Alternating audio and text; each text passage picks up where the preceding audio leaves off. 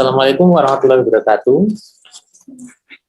Terima kasih untuk para pemirsa atas kehadirannya untuk mendengarkan sharing ya ini ya dari sesama kita untuk mengetahui apa aja sih penyebab tanda bahaya mata.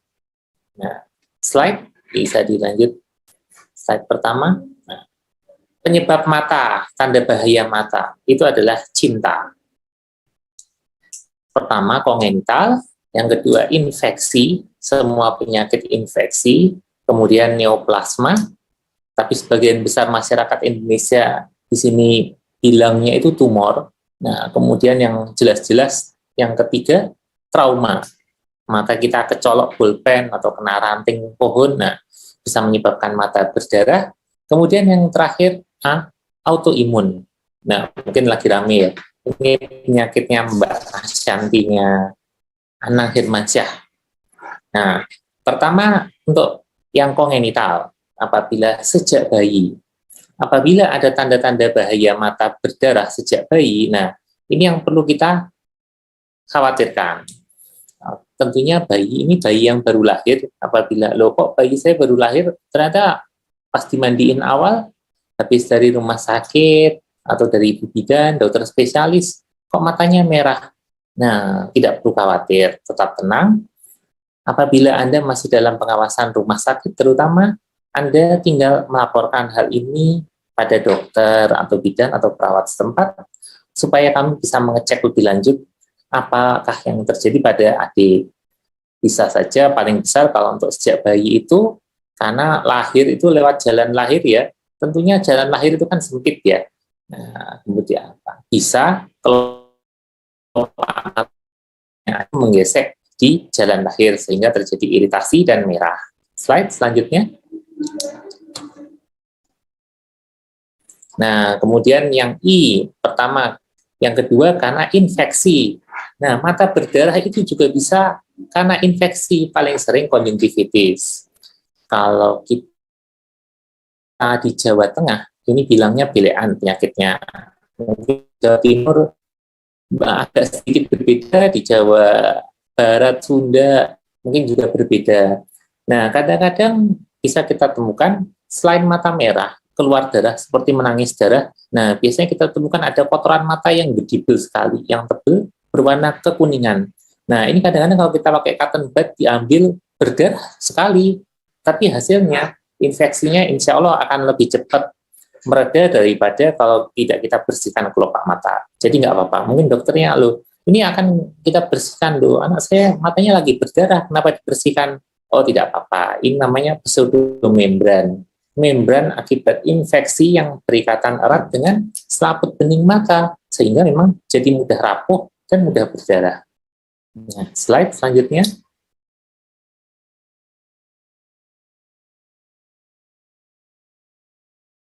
Nah, kemudian untuk huruf ketiga, N, neoplasma. Neoplasma ini juga bisa menyebabkan mata tampak berdarah, terutama apabila tumornya ini berasal dari selaput bening, konjungtiva. Nah, dalam hal ini konjungtivanya ini mirip daging tumbuh ya. Ada yang pterygium daging tumbuh beneran, tapi yang ini ke arah murni konjungtiva.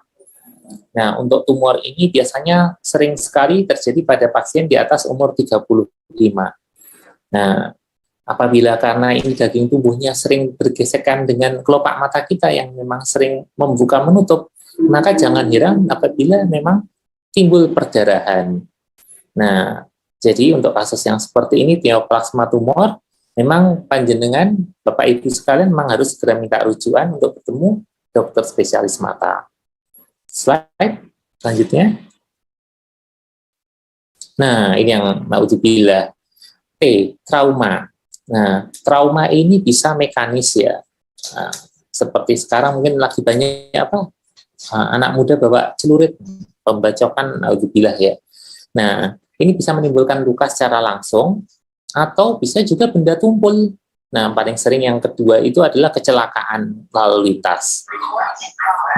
Terkena setang, terkena setir mobil, walaupun itu sama-sama dari benda tumpul, tapi bisa menyebabkan lebam-lebam kebiruan, kemerahan, dan bahkan mata hingga seperti berdarah.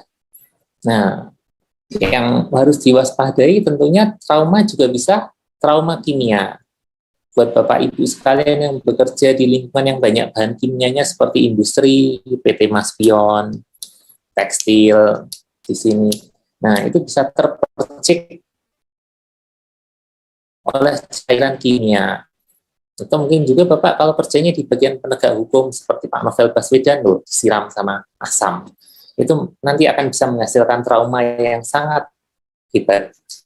Jadi, apabila untuk yang kasus trauma ini memang lebih waspada ya, karena kita sudah jelas ya, kenanya sesuatu, bikin merah, bikin rasa tidak enak, Bapak Ibu sekalian harus segera mengantarkan diri Anda ke dokter, rumah atau rumah sakit. Datang ke IGD, tidak apa-apa. Nanti biasanya dokter IGD akan menelponkan kita dokter mata untuk konsultasi yang gawat daruratannya. Oke, slide selanjutnya. Nah, trauma. Kadang-kadang ini yang harus diwaspadai. Kadang-kadang harus kita perhatikan lebih lanjut. Kadang-kadang trauma itu di awal-awal itu bisa tidak kabur. Lama-lama mata mengganjal, cekot-cekot. Nah, bisa dilihat di sini di gambar yang sebelah kanan, itu ada darah ternyata, ada timbunan darah di bagian depan mata, di dalam bola mata yang depan. Nah, untungnya darah ini tidak menghablur seperti dawet yang diaduk-aduk. Nah, ini darah sudah bisa mengeset di bawah sehingga terkumpul dan tidak terlalu menimbulkan gejala yang berat pada mata. Nah, ada juga di gambar di kiri. Nah, ini contoh trauma yang memang membutuhkan penjahitan lebih lanjut karena ada jendolan di atas dan bawah di kelopak mata itu yang merupakan saluran dari air mata. Kita lihat di sini di gambar, saluran air mata ini mengalami sobek. Apabila hanya dijahit biasa dan tidak diberikan seperti pipa yang ada di dalam gambar itu, nanti Bapak dan Ibu sekalian, bila dijahit saja, nanti akan menimbulkan mata kering yang kronis. Karena saluran air mata ini mampet, ibarat pipa, karena robek, ditutup langsung. Tidak dibuat paten, tidak dibuat pipa yang bisa membuka kembali. Nah, dengan diberi pipa, selang plastik ini seperti di gambar, insya Allah pipa saluran air mata panjenengan sedoyo masih bisa tetap terbuka sehingga tidak mengganggu air matanya berjalan.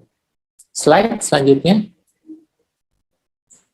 Nah, emang perhatian yang khusus.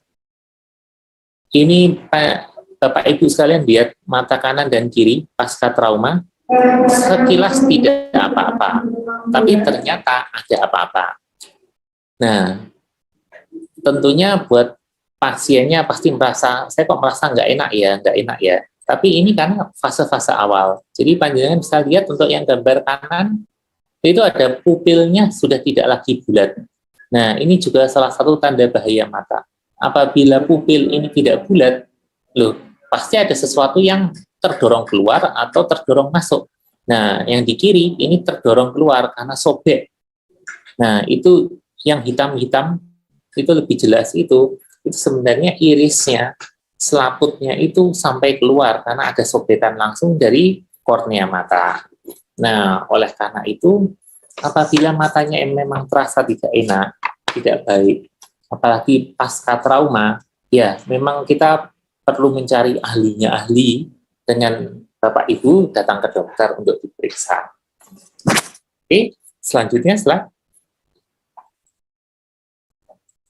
Nah, yang perlu diperhatikan untuk bahan kimia, tentunya semua bahan kimia itu bisa bersifat asam maupun bisa bersifat basa. Bisa berupa cairan, bubuk, bahkan gas. Nah, ini yang harus diwaspadai. Penanganan pertama apabila Bapak Ibu terkena trauma kimia, maka adalah dilakukan pencucian mata. Slide.